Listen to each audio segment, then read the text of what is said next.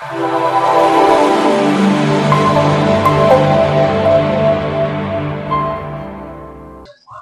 mtazamaji wa VOC Media. Hii leo VOC Media imefanikiwa kufika hapa Mwandiga sokoni na kukutana na kijana mmoja ambaye anajishughulisha na shughuli ya saluni, wengi tukifahamu kwa jina la kinyozi. Hii leo atakwenda kuzungumza nasi na kufahamu kabla ya kuwa kinyozi alikuwa na tamanio la ndoto gani, ama alikuwa na ndoto ya kuwa nani hasa, na mwisho wa siku mpaka amekuwa kinyozi. Lakini pia atakwenda kutujuza kwamba baada ya kuikosa ile ndoto yake hivi sasa maisha yake yanakwendaje, lakini pia anafikiria nini hasa cha kufanya endapo kama itawezekana kurudisha ndoto yake ama la. Endelea kuwa nami, mimi ni Shamangwana Ibrahim wa VOC Media, lakini usisahau kusubscribe, kucomment, kulike na kushare. Karibu. Na binafsi nimefurahi kufika eneo hili hapa. Karibu ndugu yangu, ujitambulishe kwa majina yako kamili, lakini pia utuambie kwa sasa unajishughulisha na nini hasa. Asante sana. Mimi kwanza kabisa kwa majina yangu naitwa Benjamin Andrea Makoba, maarufu sana hapa Mwandiga wananiita Benja Zedoni. Hapo awali ulikuwa na ndoto gani na ilianza lini, ama ulianza lini kufikiria kuwa na ndoto hiyo? Kiukweli mimi kabla ya kuwa kinyozi nilikuwa na ndoto nyingi sana katika kichwa changu au katika akili zangu. Manake nilijua tu katika kusoma kwangu naweza nikawa askari, nikawa dokta, lakini mwisho wa siku hizo ndoto sikufikia, niliishia njiani, lakini nikajikuta na kuwa kinyozi. Je, kulikuwa na mtu ambaye alikuwa na kushawishi uwe na ndoto hiyo, ama alikuwa na kuvutia, ama ni story ambayo ulisikia sehemu fulani kwa mtu fulani akizungumzia juu ya kazi ya uaskari ama huo udaktari na wewe ukavutiwa nayo, ama ilikuwa ni ndoto yako wewe mwenyewe? Kiujumla ilikuwa ni kama mawazo yangu tu yalinipeleka huko, sababu niliamini tu nikisoma nikawa na elimu yangu naweza nikawa katika ndoto hiyo ya uaskari, ya dokta, lakini haikuwa hivyo. Sawa, pengine hasa wakati wa kusoma shule ya msingi na sekondari, hali ya masomo wewe, kwa sababu tukizungumzia udaktari moja kwa moja umegusia masomo ya sayansi. Kwa upande wako wewe, masomo ya sayansi enzi za kusoma kwako, ufaulu wako ulikuwaje? Ufaulu wangu ulikuwa wastani tu, sio sana kivile, kwa kawaida tu, lakini nilikuwa na ndoto hizo. Mwisho wa siku haikuwa hivyo. Juu ya ndoto hizo, ulitamani kuwa askari, ulitamani kuwa daktari, pengine hasa nini kilikukwamisha? Je, ulishindwa kuendelea na masomo, ama ni kitu gani hasa ambacho kilikukwamisha wewe binafsi? Kiujumla, kwanza mimi nimesoma elimu yangu inaishia kidato cha 4 au form 4. Kwa hiyo katika kumaliza kidato cha 4 mimi niliperform kidogo kiasi kwamba ningeweza kuomba hizo nafasi nikafanikiwa, lakini mwisho wa siku uchumi ukawa ni mgumu, mazingira nyumbani, wazazi, najua familia zenyewe za kawaida, kwa hiyo nikajikuta sijafanikiwa kuendelea. Pengine kutokana na hiyo changamoto ya kiuchumi ambayo wewe ilikukwamisha kutokufikia ndoto zako, je, ulivunjika moyo moja kwa moja ukiamini kwamba hichi kitu tena hakiwezi kuja kuwa, ama uliamini ipo siku hichi kitu nitakuja kukikamilisha? Mimi kwanza kabisa mimi ni mwanaume. Unajua mwanaume unatakiwa kufocus katika nyanja tofauti tofauti za kimaisha. Maana yake unapokuwa umetegemea sehemu moja, ile sehemu unayokuwa umetegemea ikakwama, kama mwanaume unapaswa kutafuta alternative way, njia nyingine, ili mradi ujikomboe katika wimbi la umaskini. Unaona? Kwa hiyo mimi nikasema kwa kuwa mipango hiyo imekwama, siwezi nikakaa hivi hivi. Nikawa nimejiingiza katika swala lingine ambalo ndo kazi hapa ninayo. Japokuwa nimeianza muda mrefu, kipindi bado niko mdogo, ila sikutegemea kwamba ningejikuta nadumbukia mazima katika kazi ambayo naifanya sasa hivi. Kuna namna gani ambayo ulifanya wewe ya kuelekea kukamilisha zile ndoto? Pengine labda ulijaribu kurudi shule ikashindikana, ama ulijaribu kutafuta watu wa karibu ambao wangeweza kukupa support kwa namna moja au nyingine kufikisha ndoto zako ikashindikana?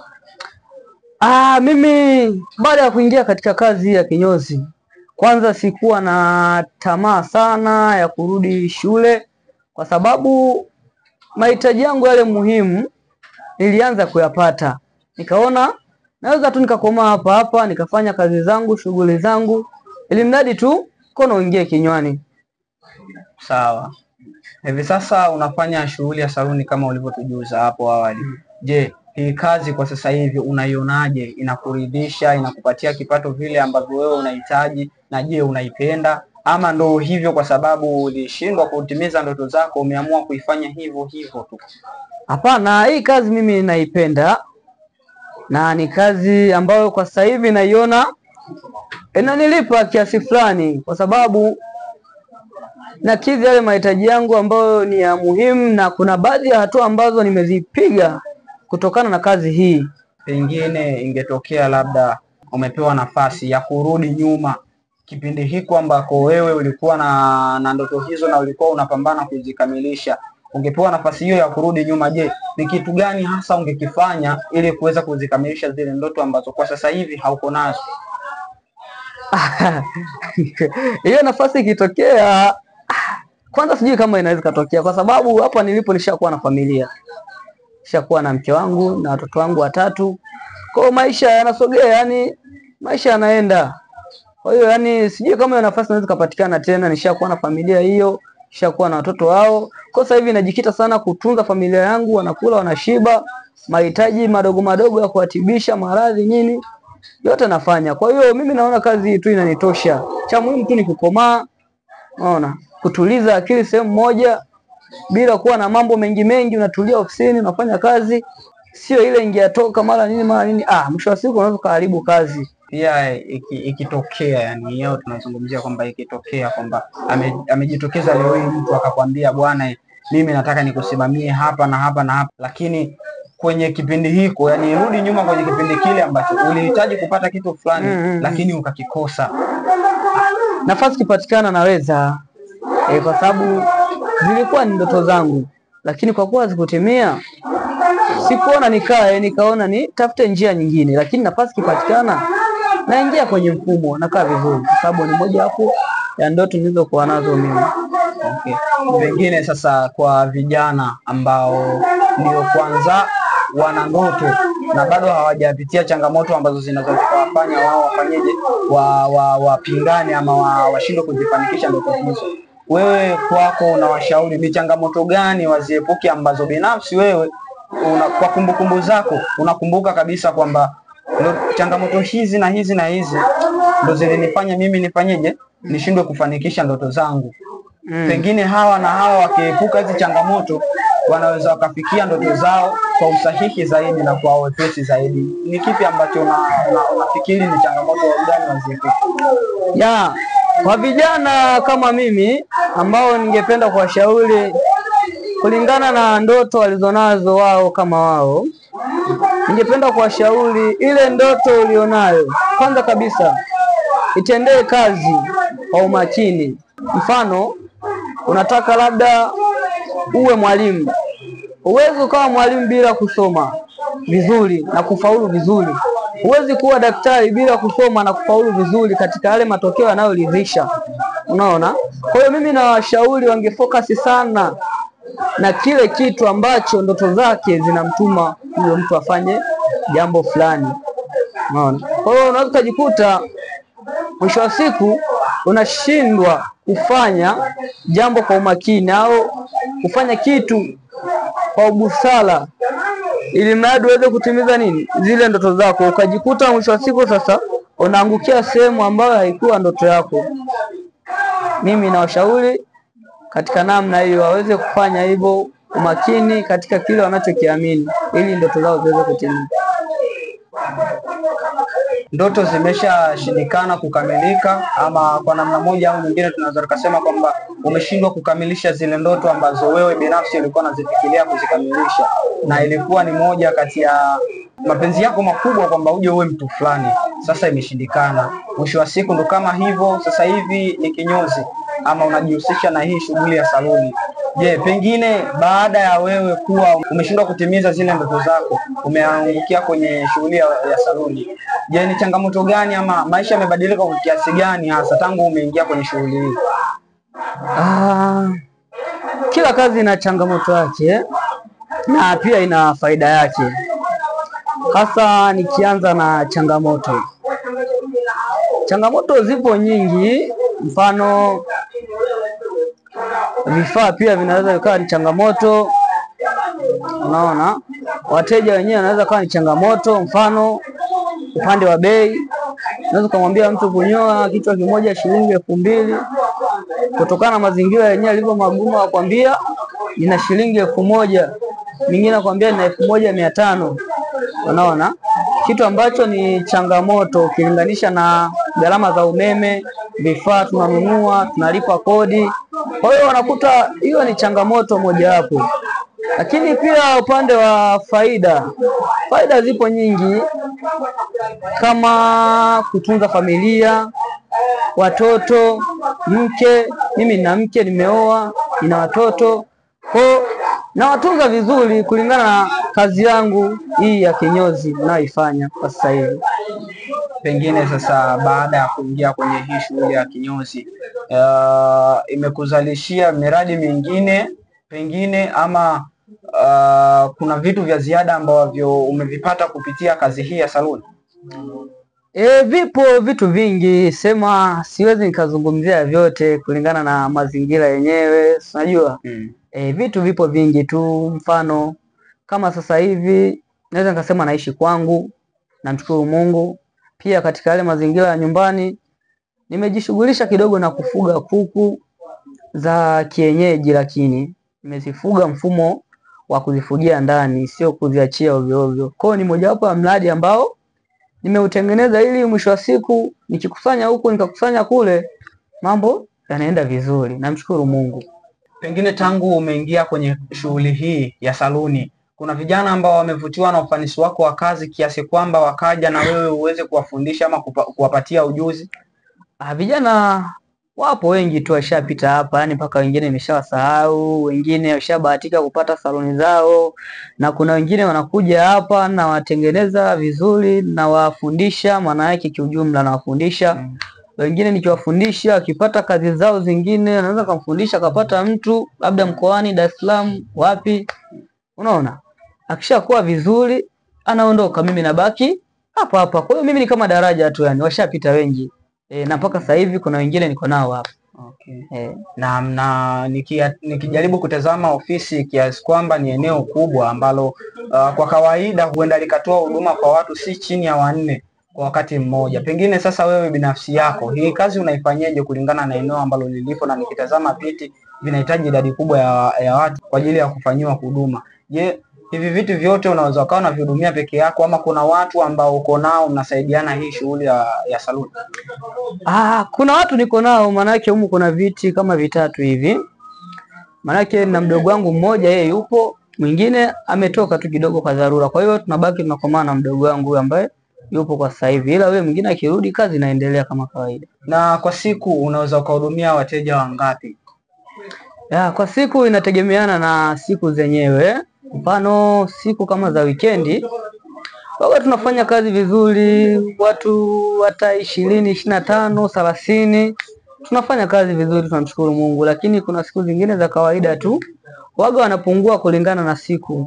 Mfano wameenda shule wanafunzi, kwa wanakuwa wanapungua, lakini inapofika weekend kidogo waga tunajitanua sisi wenyewe, tunapata chochote kizuri. Na pengine kuna changamoto ambayo huaga inajitokeza hususan kipindi ambacho shule zinaelekea kufunguliwa, wanafunzi wanapokuwa wengi katika kupata huduma hii, huaga kunakuwa na mfumuko wa bei ambao haueleweki, yani shida inakuwa ni nini, ila kiasi kwamba kipindi hiko bei huaga kidogo zinapanda. Pengine kwenu ninyi hapa hicho kitu waga mko nacho, kwamba hamna bei ambayo ni ya moja kwa moja, ila inabadilika kulingana na mazingira masiku ambayo wateja wanakuwa wengi? Kiujumla mazingira ya hapa, kwanza watu washazoea bei, itakuwa ni ngumu. Sisi waga tunadili sana na bei ile ile, japokuwa watu wanakuwa wengi. Kwa wakiwa wengi tunaangalia jinsi gani ya kukoma nao, jinsi gani ya kuweza kuwahudumia katika hali ya uzuri na uharaka, ili tuweze kuwapunguza. Ila upande wa bei waga tunaacha ile ile, kwa sababu kila mtu anajua bei ya mazingira haya. Pengine sasa wewe binafsi yako bado unatoa nafasi kwa vijana ambao wanahitaji kujifunza shughuli hii ya saluni, ama hapa ulipofikia ndio pamefika kikomo? Nafasi ipo, kwa sababu mwisho wa siku huwezi kufanya kazi peke yako. Nafasi ipo, ila inategemeana na gap linalokuwa limepatikana. Mfano kama sasa hivi tumeenea, ikitokea labda katika mmoja wetu hapa kaondoka, gap linaweza ikapatikana, nafasi ikapatikana. Lakini kwa muda ambao tumeenea, nafasi hamna.